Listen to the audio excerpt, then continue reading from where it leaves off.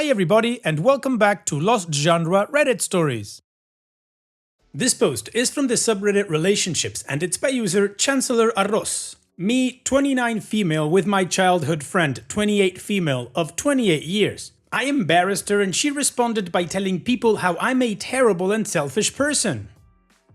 The circumstances are fairly recognizable, so I'm going to try to be as vague as possible while still being truthful about the situation. I apologize for the length. So, Patricia and I have been friends since we were in diapers. We went to the same schools from pre-kinder all the way through college. We were even in the same sorority. She's very generous and caring and has been there for my family when a loving uncle passed away due to cancer. Patricia is like a close sister, though we've grown apart a bit due to our different professions.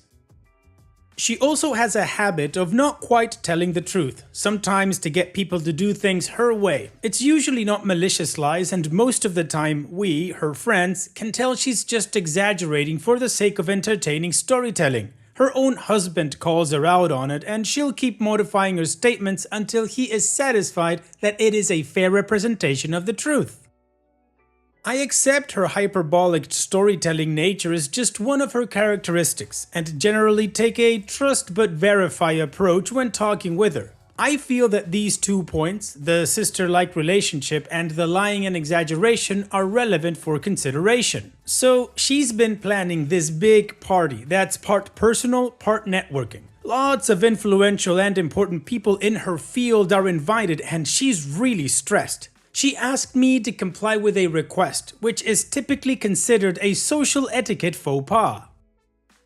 I tried to negotiate with her, but she insisted, got testy, and started throwing out how much money she was spending on this party and she'll do it her way, so I dropped it. It really only affected me, and while I was not happy, I decided not to argue anymore. Fast forward to 2 weekends ago. I goofed and replied to all in an email saying that since I'm doing X for her, I don't want to do Y. There were 3 other people on the email, one of whom was our mutual friend Candace, who was already aware of the request. Patricia blew up my phone saying I've embarrassed her and now everyone will know and I will ruin her reputation and career. I didn't realize what happened at first, but when I did, I apologized and asked if there was anything I could do or say to help with damage control. Maybe a, oops, I was thinking of some other event. What I meant to say was, but I didn't want to just go ahead and do that in case I made things worse. We talked briefly on the phone, during which she sounded normal, if still stressed out, as in not yelling, and suggested I drop out of the planning team, citing that she knows I'm going through a rough patch in life. I'm not, but she still wants me to go to the event. It was a bit of a bummer, but I acknowledged my F-up, agreed, and thought we had sorted things out. Well, it turns out she got very drunk that night, and early the next morning she sent a bunch of angry texts basically disinviting me entirely from the event. She told me not to start drama, otherwise she'll F me up. I was pissed, but also felt really bad about embarrassing her to begin with, so after taking a few hours to cool off, I apologized again and told her I wasn't going to start drama and would not go to her event per her request. She didn't reply to my apologies, but I heard from Candace that Patricia has been super stressed with both planning the event and a series of major presentations at work. Candace thinks I should have called up Patricia, but given how much was already on her plate, I felt that calling might stress her even more. I'm still not sure if I made the right decision there, though I did send her a text wishing her good luck on her presentations and apologized again. Later, I found Facebook messages from her indicating that she's been telling people how I had said some things that made me sound like a terrible, selfish person with no disregard for other people's situation or circumstances, and that if I had any respect for her, I had better not show my face at her event. These messages were sent the same day she sent the angry texts mentioned earlier. According to her, at least one of these people is furious with me over things that aren't even true. I am not in her field at all and likely will have no occasion to see any of them ever, so what these people think about me has no effect whatsoever in my day-to-day life. But it made me angry all over again because I never said anything close to what she is telling people. Through Candace, I found out that Patricia goes between, "Do you think OP still wants to come? Maybe I should talk to her about coming," to, "I can't believe it, OP hasn't even apologized." When Candace says she's sure I did, Patricia says, "I was so angry I deleted her texts, so I can't show you, but she never apologized." I don't know if she's denying that I ever apologized, which I did for my original screw-up, or if she was referring to the messages about the lies she spread, to which I did not respond at all. If I did indeed say all that stuff, then yes, I should apologize, but I didn't, so I never responded. I am also not supposed to know about what she's been telling Candace, so considering Patricia's last message to me was telling me that our friendship is over and to stay away from her, I feel that anything short of an outburst or a groveling apology doesn't really make sense. It sounds like Patricia wants to make up with me, but wants me to apologize first. But I don't feel the need to apologize for something I didn't even do, when instead she should be apologizing for telling that lie to begin with. Anyway, I'm not sure how to proceed. Candace thinks Patricia is using all this strong language to get my attention or to get a reaction from me, and my mostly unemotional responses are just making it seem like I couldn't be bothered to fight for our friendship. I can understand that perspective. Here she was yelling at me about how I screwed stuff up and how I'm a terrible person because of something I didn't even say, and as far as she can tell, I'm acting like I'm just letting everything roll off my back. Part of me feels like I'm getting gaslit, while another part of me thinks I should at least put in an honest effort to work things out with her, considering our long history filled with happy memories and experiences. I also do admit that I've been less social or chatty in general lately due to being busy, which may have added to her feeling that I didn't care about her. So I do feel very bad about that. Maybe it's all just a massive misunderstanding compounded with immense stress on her end that blew up into this disaster. But sometimes it really feels like I'm trying to reason with someone whose perception of reality is simply warped. Wow, OP, this whole thing is a mess, and it sounds like it's a mess out of nothing, out of a simple misunderstanding that somebody just blew out of proportion for no reason and then started lying about it. And yeah, we all know that was Patricia. So the only question I have is, do you think her friendship is something worth keeping just because of those nice memories? I mean, you speak about her like she's this great person, but at a minimum mistake, she just made up this whole lie that makes you look like crap. That doesn't sound like a friend to me. I'm not so sure you should be apologizing at all. Maybe that whole thing about you effing up her career and her life over this email, it's just BS like everything else. OP, if I was in your shoes, I'd probably give Patricia one chance to make everything right, to come clean about everything and stop this nonsense, or I would just keep the memories and let go of Patricia. And what do you guys think about this whole situation? What would you do if you were in OP's shoes? Let me know in the comment section, and now let's move on to the community comments to see what they said. Deleted says, regardless of your history together, Patricia's being a huge a-hole over an innocent mistake. I would have told her to piss off after her text threatening to F you up. That's a bunch of juvenile BS. And OP responds, I was very shocked when I read that, especially considering Patricia had broken up with an ex after he joked about effing her up if she did a particular thing he didn't like. Pola X-Ray says, so if I understand this correctly, the last communication you had directly from Patricia was her essentially telling you that your mutual friendship was over and not to contact her again? All this other stuff has been filtered through a mutual friend? This is some tweener BS right here on Patricia's part. Continue to ignore everything, even if she does come back and try to rekindle the friendship. I strongly urge you to think twice about ever trusting her again. And OP responds, her messages to me didn't explicitly tell me to never contact her again, but rather to stay away from her party because she didn't want me to cause a scene. But yes, she did say that we should end our friendship and that she had told people XYZ terrible things about me, except XYZ are not true. Everything else about her wanting to make up if I apologize first and her wondering if I still want to go to her party is indeed filtered through Candace. Trust is a funny thing. I trusted her to get me home safely should I get blackout drunk and no one else could help, but for a while now I haven't really trusted her assessment of events and people around her. Flash Torton says, take a big step back from all this drama. Let Patricia go her own way. Stop hunting for more detail on social media and tell Candace you're taking a step back and you don't want to talk about this anymore. Drama won't settle down while Patricia is stressed and people keep stirring the pot.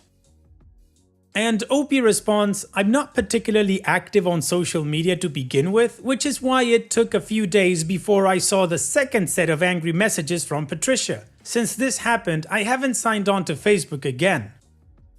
In Candace's defense, she doesn't even bring me up to Patricia. It is actually Patricia who apparently keeps talking about me and what happened. I figured Patricia had completely written me off until a week after the email incident when Candace told me that she has been talking about me almost every day. From what I understand, Candace just defends me, with mixed results, when Patricia makes false statements. Should I ask Candace to just not say anything when this happens?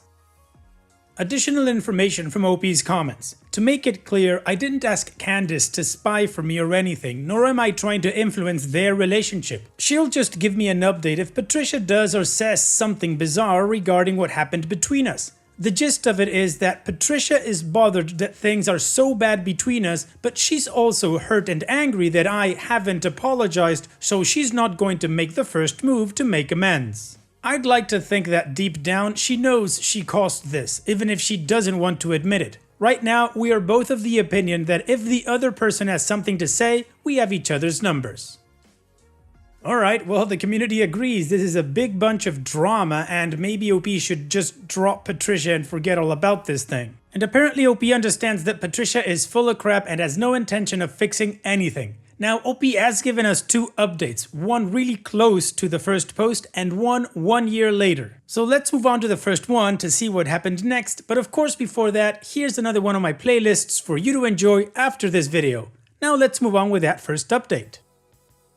So, her event has happened and despite her pretty much nuking our friendship, I sent her well wishes for it anyway. Last minute, she sent me a message apologizing for getting so angry and told me I was welcome to her event. I didn't go for a variety of reasons, primarily because I simply didn't want to. I replied that I couldn't because after the disinvitation, I didn't get a dress that would fit her required dress code. According to Candace, Patricia was feeling very sad that her best friend couldn't be there. I kind of laughed because if this is what a best friend is, then who needs enemies?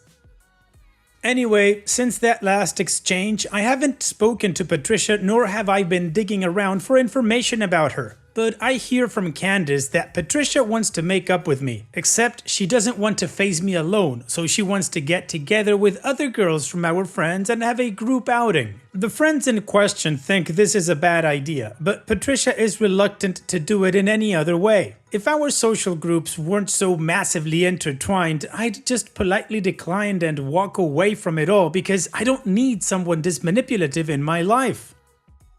But as it stands, it would be impossible for me to avoid her entirely going forward unless I move to another city or make all new friends. If it's just going to be dinner and drinks and we all go home, I can deal with it. But she might attempt to apologize. Why she'd do it with an audience, I don't know. I could work with it if she were to give a sincere apology. Our friendship will likely never recover, but it will make me feel less negatively about her. But what if she starts doing a non-apology such as, we both did things we regret, let's just move past this, shall we? If that happens, then I'd like to respond something like, okay, so what do you regret? Are we really going to do this in front of others? After all the manipulative lies you've told, I deserve more than a part in a public gesture to make yourself feel better. I've apologized already multiple times. When you're ready to offer a sincere apology of what you've done, we can talk. Enjoy your dinner. Exit stage left. Of course, I don't want to come across as a bitch or make things unnecessarily awkward for whoever is with us. I could just decline this invitation and all others, but that may make me seem like I'm holding a grudge when here she is extending a vague olive branch. But I prefer she doesn't apologize because then I won't have to play along. There is more that's been going on than her just telling lies about me, including her trying to undermine my marriage by trying to convince me and my mutual friends that I am unhappy in it because she doesn't like my husband. That was actually one of the lies she told about me, though I suppose to her it wasn't a lie if she honestly believed it. Frankly, unless she honestly comes forward with a sincere apology, I am quite done with this friendship and it would be downgraded to passing social acquaintanceship. I was also disappointed and hurt that she couldn't be woman enough to accept her role in what happened. I briefly debated telling her I'm not interested in going out with her, but considering our overlapping social circles, I instead said, okay. She proceeded to excitedly tell me who else would be coming and even started making plans for after-dinner drinks. She will have 2 hours of dinner to prove me wrong, but I highly doubt it since there will be an audience and she probably wants to make it seem like we're all buddies and nothing was ever wrong. I'll just play along for dinner, skip the after-dinner drinks, and fade out on her afterward. I have to say that I am curious about how she is going to explain away the messages she sent me, which I still have, where she made up stuff about what I did and said, and informed me in writing and with screen caps that she has told lies about me to make herself look better. I didn't go around advertising her messages to our mutual friends unless they asked specifically what had happened, because that would make me look crazy and vindictive, and that is just not the type of person I want to be. However, I won't let her get away with it. Alright, so apparently Patricia is trying to make amends but trying to do it low-key, like not really putting any skin in the game, and OP's not having any of it. So let's move on to the final update to see how the story ends. It's been over a year since the events in my last update. I was going to post an update earlier, but it seemed every other week Patricia would do or say something crazy, so I kept waiting to consolidate everything together. But honestly, I can't muster the energy to list it all out, and don't even remember everything that happened. The key points are that she tried to isolate me from my friends, tried to play gatekeeper to old friends from college who were in contact with her but not me. I guess as an explanation of why I haven't accepted her invitations to dinner, brunch, or whatever, while she was still lying about me. She decided to double down and make up stories that my husband is abusive and preventing me from hanging out. I did go to that dinner she invited me to, but I'm embarrassed to say I could not keep a chill attitude because I did not want to be there at all and could not hide my disdain toward her, so I simply did not participate in the conversation. It was terribly awkward for everyone, so I excused myself as soon as dinner was over. But apparently, my standoff behavior in front of the audience gave Patricia fodder with which to fabricate a story to use against my husband and me. It seemed two friends did believe Patricia's lies about my husband being abusive, but since they also knew that I am close friends with Candice, they went to her to ask about it. Candice cleared things up and told me what had been going on. I then talked to those two friends directly and further put their concerns to rest that nothing was going on at home, that I wasn't even in communication with Patricia, and that she was just making stuff up. I also made a concerted effort to meet up with my friends more regularly so they could see that I was doing fine despite what Patricia may still be telling them. As of today, most of our mutual friends have realized how much Patricia exaggerates, lies, and gaslights. They still hang out with her sometimes because they think that her bizarre behavior might simply be fallout from her a-hole father who stomped all over her self-esteem as a child, leading her to be incredibly insecure and to overcompensate by trash-talking other people. Obviously, none of us are qualified to diagnose her, but we've independently come to this conclusion based on observations. Now, whatever she went through in her past is unfortunate, but that doesn't give her an entitlement to take out her insecurities on other people. Even Candice, who tries to see the best in everyone, got tired of Patricia's habit of fishing for gossip about mutual friends and talking down about people and started turning down invitations under the guise of being incredibly busy and playing dumb about what's going on in other people's lives. I'm totally over this business with Patricia and sometimes forget about her entirely, but occasionally she'll come up in conversation. For the most part, I stay neutral and simply wait for the conversation topic to change before re-engaging. But if someone starts to say that they think Patricia is actually a good person who is just very stressed out and insecure, I can't help but tell them I don't think good people go around slandering their supposed friends as a way of dealing with their own issues. All in all, the "she's a good person who is just insecure" comments have stopped cropping up, at least while I'm present. Anyway, since that awkward dinner with Patricia last year, I have somehow managed to avoid running into her, even though we've been at the same event at least twice. There is another event coming up very soon where I don't think I'll be able to avoid her, but I'm emotionally much better equipped to deal with her should she try to engage, and can probably now casually pull off the chill indifference without coming across as outright cold. No contact really is an effective way to get over crappy people. Well, OP, good riddance to that crappy friend. It sucks that somebody who was so close to you turned out to be such a huge a-hole, but as you say, no contact is an effective way to get over that kind of crappy people. So good for you, OP, for getting over Patricia and actually helping unmask her even further. So here's wishing you the best in the future, OP. Take care and thank you for sharing. And that's it for today's video. Thank you so much for taking the time to watch it. Now, if you've gotten to this point in the video, I assume that you like these stories that I'm reading out, so here are a couple more that you might enjoy. And if you don't have any time to watch another story right now, save it for later, and also, don't forget to hit that subscribe button.